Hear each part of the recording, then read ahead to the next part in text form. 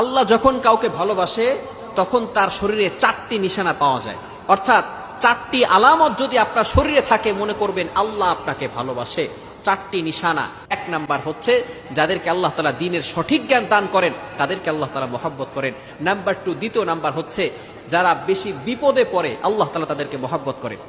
যার শরীরে দেখবেন একের পর এক বিপদ আসতেছে, অসুস্থতা আসতেছে, বারবার বিপদ, একের পর এক বিপদ, একটা বিপদ যাওয়ার পর পরে আরেকটা বিপদ আসতেছে, আপনি হতাশ হবেন না প্রিয় ভাই। আল্লাহ তাআলা আপনাকে ভালোবাসেন।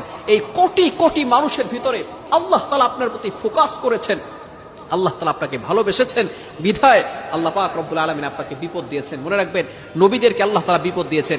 ইব্রাহিম আলাইহিস সালাম খলিলুল্লাহ এবং মিল্লাতা আবিকুম ইব্রাহিম, যিনি সকল মুসলিম উম্মাহের সকল মুসলমানদের পিতা এবং সকল মুসলমানদের লিডার নেতা, সুতরাং ইব্রাহিম আলাইহিস সালামকে আল্লাহ তাআলা সবচেয়ে বেশি কষ্ট দিয়েছেন।